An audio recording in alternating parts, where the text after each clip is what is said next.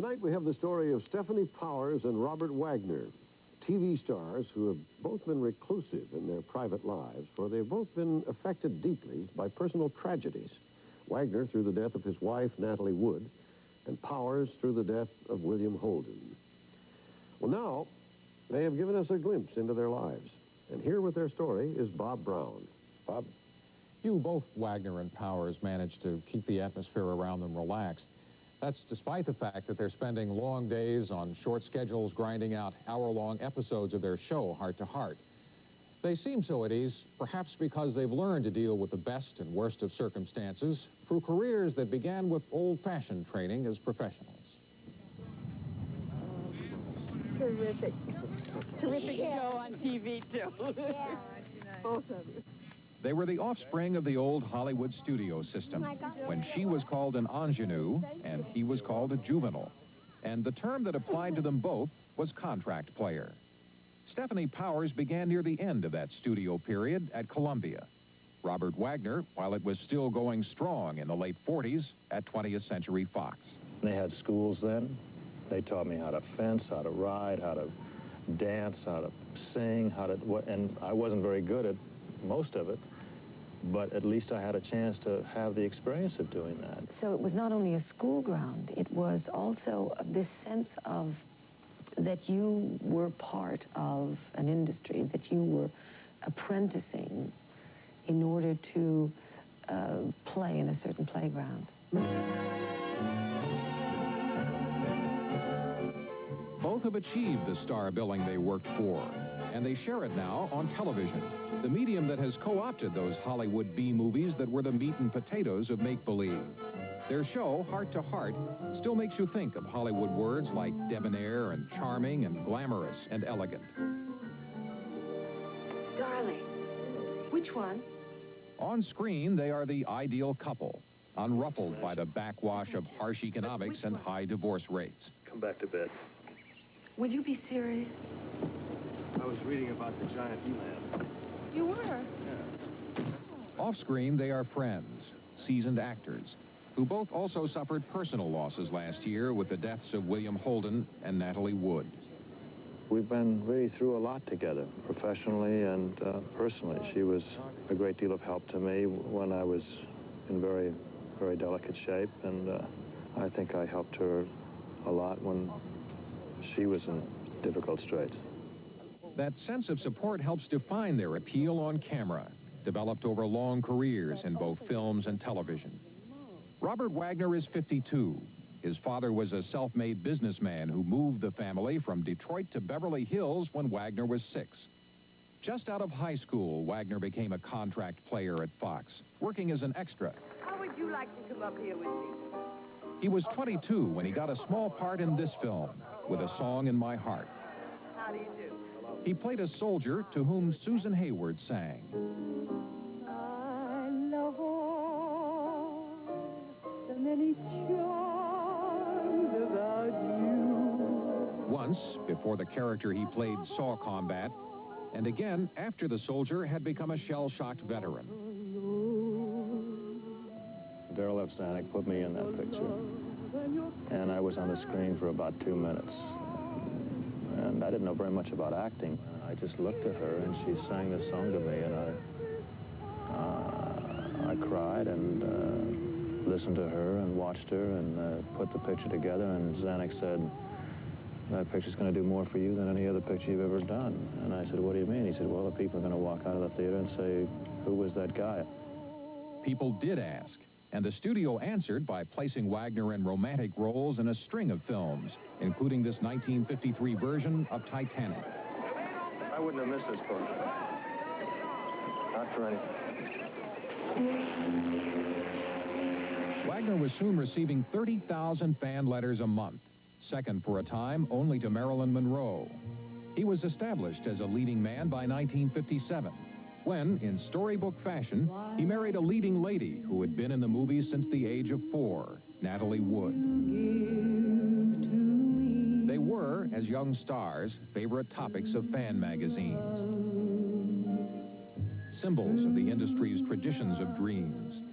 She, too, had been trained by the studios, and in the classes where many actors began paying their dues from childhood. Her classmates in this photo included two other ingenues, Jill St. John and Stefanie Powers. Natalie and I were in ballet class together when we were children. You know, it's a small world in this community. People's lives tend to crisscross. The film career of Stefanie Powers, who is 40 now, began more than a decade later than Wagner's, with low-budget movies such as Palm Springs Weekend. Mine's the captain of the team. That's funny, so's mine. But she also developed strong interests about as far from Hollywood as you can get. She has traveled in the Middle East, Latin America, Asia, Africa. Here we go. She speaks 4 languages and gets by in 2 others. One of her favorite quotes is from a Polish director who said, "My life is the search, not the discovery." And it's the search, the intoxicant. And I believe that very strongly. I want to die stepping off a yak in the Himalayas after having completed the 48-day trek. I don't know. I don't want it ever to stop. While she was satisfying her curiosity about the world, she was surviving in parts that seldom broke the mold of light entertainment. She has played more than 200 television roles, including a leading one in the 1966 series The Girl from U.N.C.L.E. The series flopped, and she found it difficult for a while to find work. Don't just stand there, do something. Wagner was more cautious about television offers, and when he finally accepted a series in 1968 called It Takes a Thief, it was canceled after 2 years despite its popularity.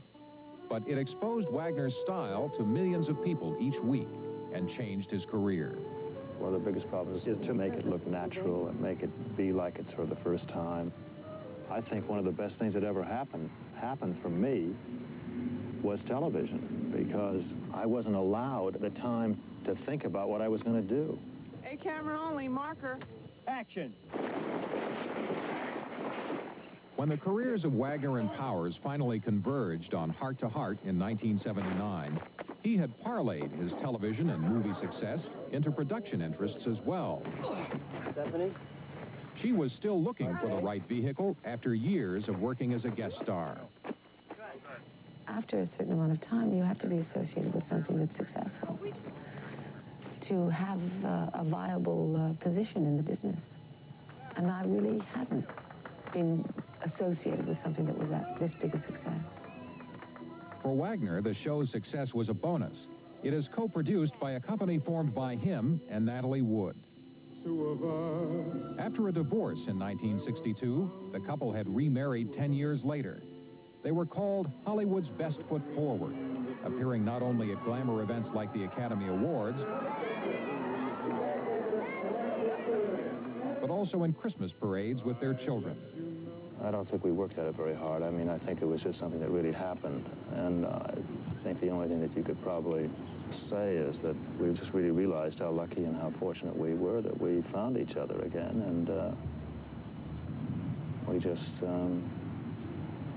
were so happy to be with each other and so deeply in love, and realized what a precious and marvelous thing that it was, that we were going to do everything that we could to protect it. The company they formed, its name is displayed on Wagner's trailer, was called Rona 2. Rona for Robert and Natalie, 2 for their second marriage. For Stefanie Powers, her trailer on the Heart to Heart set was still only a jumping-off point to the other world she continued to explore beyond the Hollywood hills. Africa had become one of her major interests, and she traveled there with William Holden, sharing his ideas of wild animal conservation, protecting them in a preserve. Ideas which had taken shape at a small inn he favored with a view of Mount Kenya. When Bill went out there with a hunting party of some friends, they would come back and they would sit on that veranda and look at this magnificent mountain and say, "My God, somebody should buy this place." So they did. And Bill very quickly became more interested in saving the animals than in hunting them, and started with the idea of game ranching, proper game ranching. It was a very early idea in conservation. In 1981, both Powers and Wagner were shaken by tragedies that came unexpectedly and in the same month, November. William Holden died of injuries he received from a fall in his apartment, which a coroner's report said had occurred while he was intoxicated and alone.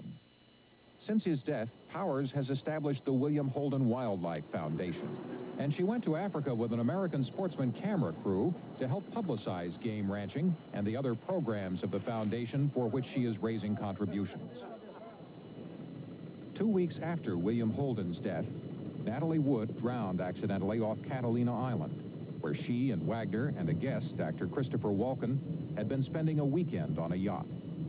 She had fallen into the water from a motorized rubber boat, which she had often taken out alone. Wagner's friends described him as in a state of shock, and until now, he has preferred not to discuss the burdens of the tragedy on him and his children. The tabloid publicity that came out of it, he says, was inaccurate, and it hurt. I was very upset by it. I was very hurt by it. She worked very hard to keep a very good character.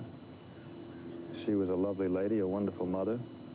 And when my children turn to me and they say, ask me questions about certain things that have been printed, and printed unfairly and unjustly, and they just speculate on it, yeah, it hurts very deeply. How has your relationship to your children changed, or has it changed? You mean since Natalie has gone?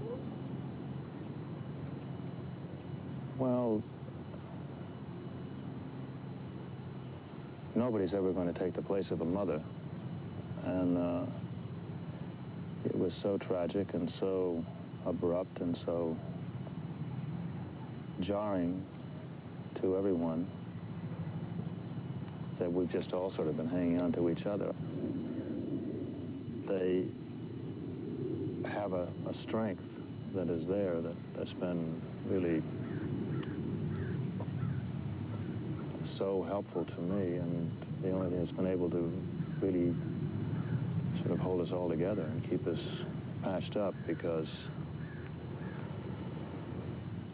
that was something that was nobody ever could imagine that happening. Oh, thanks. As television actors, Wagner and Powers are both committed to 2 more seasons of their show if it remains popular. It is difficult to set future professional priorities in an industry that depends on so many unknown factors. But they seem to have protected the priorities that exist apart from the industry. And that may also account for some of the appeal that comes through the escapism they provide as actors. I think for most of us, we pass through this life, we touch the people we touch, and then we go on. In the nicest of all possible ways. I don't have any great illusions about what cataclysmic things I think I'm going to affect.